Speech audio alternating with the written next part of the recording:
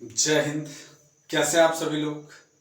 मैं अखिलेश झा अपने इस चैनल IIT इन फिजिक्स में आप तमाम छात्रों का हार्दिक अभिनंदन करता हूं। आशा करता हूं कि आप लोग भले होंगे, चंगे होंगे और मस्त होंगे, पढ़ाई में व्यस्त भी होंगे। ऐसे अभी रात के 11 बज रहा है और मैं वीडियो शूट कर रहा हूं और आप लोग से होप है कि आप लोग भी पढ़ रहे होंगे, मेहनत कर रहे होंगे। देखिएगा, ये IIT GMAN 23 जनवरी का पूछा हुआ क्वेश्चन है। पिछला जो क्वेश्चन था वो 22 जनवरी का था, चूंकि क्रमशः एग्जाम हुआ 22 जनवरी, 23 जनवरी, 25 जनवरी ऐसे एग्जाम हुआ था। तो ये 23 जनवरी का पूछा हुआ क्वेश्चन है और ये भी बेहतरीन क्वेश्चन है। और मैं आपको बता दूं कि ये क्वेश्चन मैं अभी सोल्व करने वाला नहीं हूं। ये क्वेश्चन आपके लिए है और ये आपको करके दिखाना है। मैं हिंट जरूर दूंगा, ऐसा नहीं है कि मैं बिल्कुल हिंट नहीं दूंगा, हिंट जरूर दूंगा, लेकिन देखता हूं कि आप कितने स्टूडेंट्स हैं इसको सोल्व करते हैं। मैं आपका पोटेंशियल चेक करना चाहता हूं। अगर आप चाहते हैं कि हाँ आप में कैलिबर है, दम है, तो इस क्वेश्चन का आंसर बना के कमेंट करिए, कमेंट बॉक्स में डालिए। हम भी देखना चाहते हैं कि हाँ जो स्टूडेंट है पढ़ रहे हैं वो सर्टेनली इस क्वेश्चन को बना पा रहे हैं। देखिए क्वेश्चन क्या रहा है, समझिएगा क्वेश्चन को अच्छे से। कह रहा है कि consider a circular disc of radius 20 cm with centre located at the origin. A circular hole of a radius 5 cm is cut from this disc in such a way that the edge of the hole touches the edge of the disc.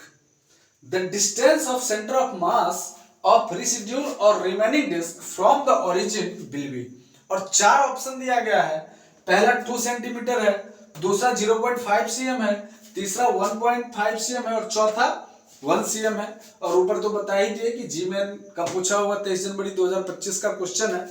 देखिए question क्या रहा है, इस बात को आप समझिए। सबसे पहले क्वेश्चन कहा क्या कह रहा है कि consider circular disc of radius 20 centimetre.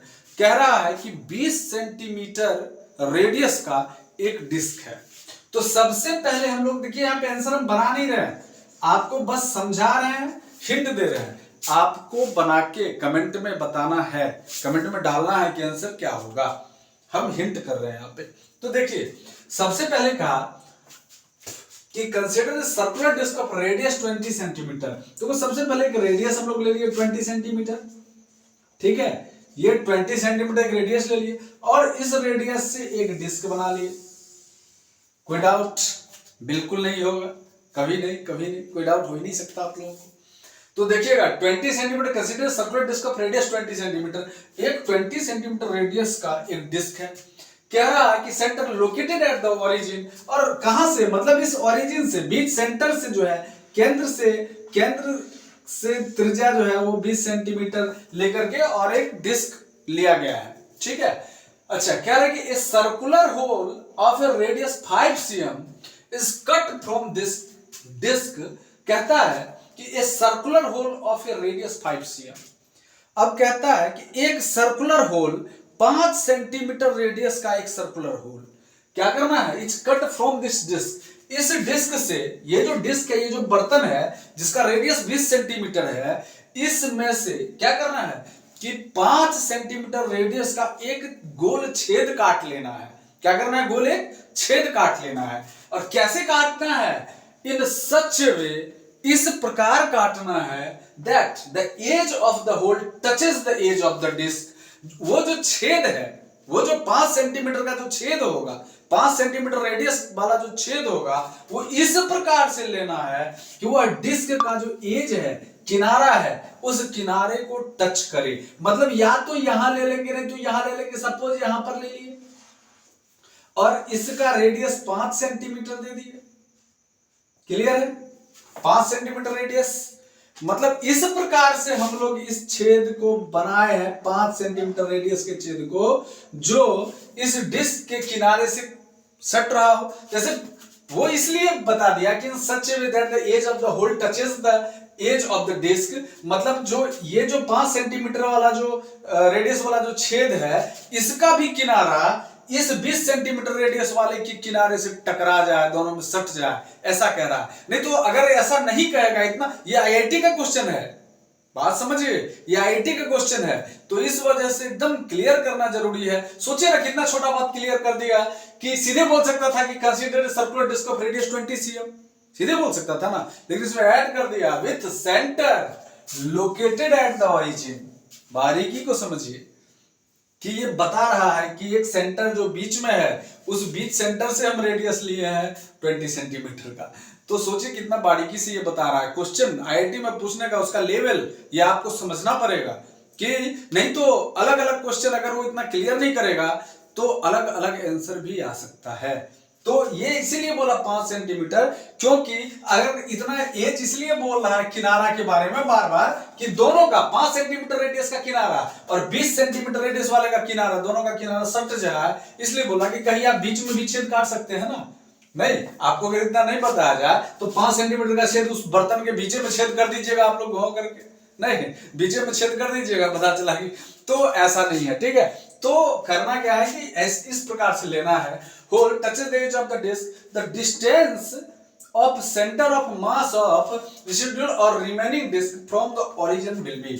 अब देख लीजिएगा कि यहां से इस ओरिजिन से क्या पूछ रहा है, कहते हैं सेंटर ऑफ, मतलब इसका जो सेंटर ऑफ मास है वहां से बचे हुए डिस्क का, मतलब जब छेद काट लिया गया, जब छेद काट लिया गया तो रिमेनिंग डिस्क का जो है, मैंने कहता है कि the distance of centre of mass of the distance of centre of mass of remaining disc का जो ओरिजिन से होगा वो कितना सेंटीमीटर होगा। तो अब इसमें क्या करना है कि बहुत ज्यादा टेंशन नहीं लेना है, आप सिंपल सा इसमें एक फॉर्मूला यूज कर दीजिएगा। नहीं, m1x1 minus m2x2 by m1 minus m2, simple सा एक फॉर्मूला यूज कर दीजिएगा।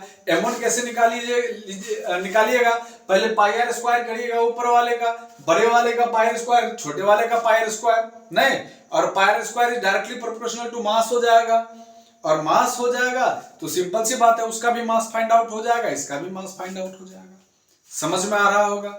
ऐसे बच्चे जो आईआईटी का सच में प्रिपरेशन कर रहे हैं और वो एकदम से सीरियस हैं क्वेश्चन को बनाने पर, तो निश्चित रूप से उनसे ये क्वेश्चन बनेगा, सोल्व हो जाएगा, कुछ जान नहीं है इसमें, इतना तो हम करके बता ही दिए आपको। अब इसमें कुछ बचा क्या, अब तो कुछ बचा नहीं, सीधे m1x1 minus m2x2 by m1 minus m2 formula लगा देना है।